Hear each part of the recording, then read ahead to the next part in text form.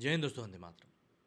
नुसरत भरूचा कुछ उन चुनिंदा अदाकाराओं में से एक हैं जिनका कि इंडस्ट्री में इस समय पर एक अच्छा खासा नाम बनने को है इसलिए कह रहा हूँ कि क्योंकि उनको जिस प्रकार की मूवीज़ मिलनी चाहिए ना, वैसी मिल नहीं पा रही हैं। यूँ कहें जिस तरह के कैरेक्टर मिलने चाहिए वैसे मिल नहीं पा रहे।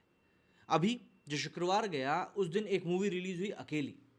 इस मूवी में वाकई में वो अकेली हैं और इस पूरी मूवी का भार वो अपने कंधों पर ही लेकर चली हैं। लेकिन कहीं ना कहीं इस मूवी के बारे में आपने ध्यान दिया होगा कि कोई बड़े रिव्यूअर ने बात नहीं करी, क्योंकि ऑब्वियस ही बात है, इस तरह के मूवीज़ जिनके बारे में मार्केटिंग अच्छे से नहीं हुई है उनको लेकर कोई ज़्यादा बात करता नहीं है। लेकिन यहाँ पर हमारे लिए अकेली के बारे में बात करना बहुत ज़रूरी है। ज़रूरी इसलिए है क्योंकि ये एक महिला प्रधान मूवी है, एक ऐसी मूवी है जो कि हमारे समाज में देखी जानी बहुत ज़रूरी है कि एक नारी कितनी ज़्यादा सशक्त हो सकती है। अगर हम लोग सीधी सीधे तौर पर बात करें तो आज की तारीख में ताज़ा तरीन नायिका प्रधान फिल्में अगर बनना शुरू हुई हैं तो उनके पीछे कहीं ना कहीं हमारा समाज भी है।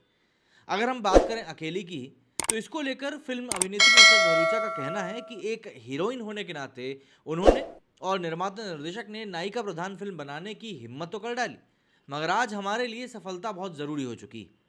तभी और ज़्यादा हीरोइन या फिर यूँ कहें एक्ट्रेस ओरिएंटेड मूवीज़ बन पाएंगी। इसमें कोई शक नहीं है कि कुछ सिनेमैटिक लिबर्टीज़ को छोड़ दिया जाए तो कहानी और प्रेजेंटेशन के ज़रिए से डायरेक्टर प्रणय मेश्राम की फिल्म एक बहुत ही अच्छी नीयत वाली पहल लगती है।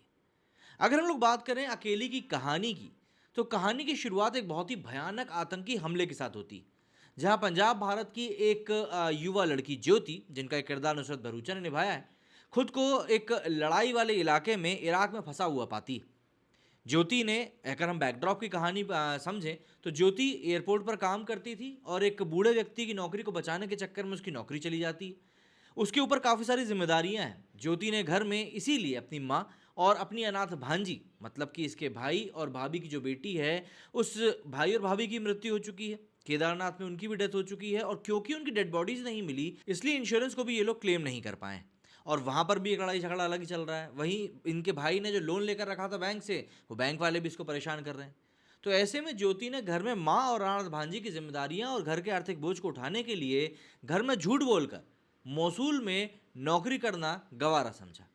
वैसे जब वो वहाँ पहुंची और उसने वहाँ पर बम धमाके होते हुए देखे तो वापस आना चाहती थी, लेकिन जिस तरीके से उसने वहाँ पर बम पटाखे फूटते हुए देखे तो उसको पता चला कि भैया यहाँ पर वो नौकरी नहीं कर सकती। तो जब उसने अपने एजेंट से बात की तो उसने एजेंट से कहा कि मैं आपको वापस तो भिजवा सकता हूँ, लेकिन आपके डिपॉजिट के पैसे मैं वापस नहीं कर पाऊंगा। और भाई, ज़रूरत ज्योति को पैसे की तो है, तो वो घर में ये बोलकर आ गई कि भैया वो मस्कट में जॉब करने जा रही है। मोसूल में उसकी मुलाकात अपने मैनेजर रफ़ीक, जिसका किरदार निशान दाहिया ने निभाया, उससे भी होती है।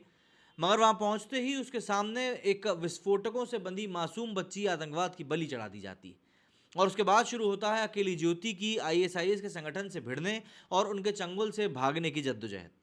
ज्योति पहले एक बड़े खूंखार आईएसआईएस कमांडर को मारने और एक अन्य शीर्ष कमांडर पर जानलेवा हमला कर भाग निकलने में कामयाब हो जाती है। अपने साथ वो दो मासूम बच्चियों को भी भगाने में सफल हो जाती है, जिनको कि वहाँ पर सेक्स स्लेव बनाकर रखा गया था। अब बात यहाँ पर यही है कि क्या वो इराक से अपने देश सकुशल पहुँच पाती है। ये सब चीज़ें जानने के लिए आपको देखनी पड़ेगी नुसरत भरूचा की अकेली। और मेरी बात मानिए, ये एक बहुत ही ज़बरदस्त सस्पेंस और थ्रिलर मूवी। अब क्योंकि बात वुमेन एम्पावरमेंट की हो रही है तो ऐसे में ये कहानी और भी ज़्यादा ग्रिपिंग और भी ज़्यादा इंपॉर्टेंट हो जाती है। अब यहाँ पे जब सस्पेंस और थ्रिलर की बात होगी तो आप ज़रा खुद सोचिए, जब कोई शख्स मजबूरी में फंसकर ये सब चीज़ें करेगा तो वो कितना ज़्यादा देखने में ही अच्छा लगेगा। खैर, मूवी की रिव्यू की अगर हम बात करें तो डायरेक्टर फिल्म की शुरुआत रोमांचक मोड़ पर शुरू करते हैं, जहाँ पर एक थ्रिलर कहानी की प्रबल संभावना नजर आती है। कहानी जैसे जैसे आगे बढ़ती है कई जगहों पर सिनेमैटिक लिबर्टी लेती हुई नजर भी आती है। मतलब कुछ चीज़ें जो यहाँ पर आपको लगेंगी देखकर वो ये कि ज्योति का आईएसआईएस कमांडर को मारकर बाहर निकल जाना, इसके बावजूद एक हीरोइन को अपने अकेले के दम पर आईएसआईएस संगठन से भिड़ना है और उनके चंगुल से बाहर निकलकर एक हीरोइज्म का जो पूरा आपके सामने खा के दिखाया जाता है, वो देखकर वाकई में काफ़ी जगहों पर सुकून देता है। डायरेक्टर ने कोशिश करी है कि खतरनाक आतंकियों से भागने और भिड़ने के सीन्स को बिल्कुल भी नाटकीय तौर पर दिखाने की कोशिश ना करी जाए और वो उसमें कहीं हद तक सफल भी होते हुए दिखाई दिए। यहाँ पर एक बहुत बड़ा क्रेडिट हम लोगों को नुसरत को भी देना चाहिए, जिन्होंने इन सब सीन्स में एक रियलिस्टिक तौर पर इनको दिखाने में बहुत बड़ा रोल अदा किया है। हालांकि इस तरह के महिला प्रधान फिल्मों में दमदार संवाद की कमी साफ नजर आती है, लेकिन यहाँ पर ऐसा कम ही देखने के लिए मिला है। उज़्बेकिस्तान की लोकेशन पर रचे गए मोसूल का फिल्मांकन सिनेमेटोग्राफर पुष्कर सिंह ने काफ़ी उम्दा तरीके से किया है।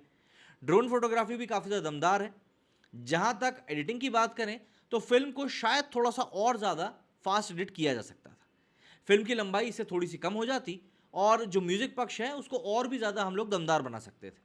अगर एक्टिंग की बात करें तो फिल्म का पूरा जो एक्टिंग डिपार्टमेंट है वो कहीं ना कहीं नुसरत के कंधों पर ही टिका हुआ है। नुसरत ने इस पूरे भार को बहुत बखूबी उठाया है और ये कहना गलत नहीं होगा कि ये मूवी पूरी की पूरी नुसरत की ही फिल्म है।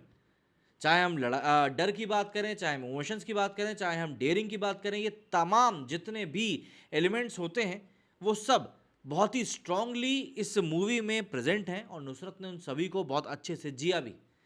रफ़ीक के रूप में निशांत ने राहत देने वाला और फील गुड वाला जिसको हम कहते हैं ना वो वाली एक्टिंग करी है। नुसरत के साथ उनका जो रोमांटिक एंगल है बहुत सटल है, बहुत सटीक है। अगर हम यहाँ पर माँ की बात करें तो माँ की भूमिका में पीलू विद्यार्थी ने काफ़ी अच्छा काम किया है और जितनी भी सपोर्टिंग कास्ट है उन्होंने सब ने अच्छा काम किया है। आखिरी में अगर हम बात करें कि भाई क्या ये मूवी आपको देखनी चाहिए या नहीं, या क्यों देखनी चाहिए, तो सबसे पहली बात वुमेन एम्पावरमेंट के ऊपर महिला प्रधान मूवीज़ अगर आपको पसंद है तो ये मूवी आपके लिए है।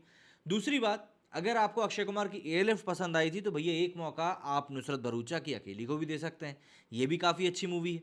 और सबसे बड़ी बात, इस मूवी को देखकर आपको ये चीज़ फील होगी कि सिनेमा में कितना ही ज़्यादा लिबर्टी लेने का स्कोप होता है।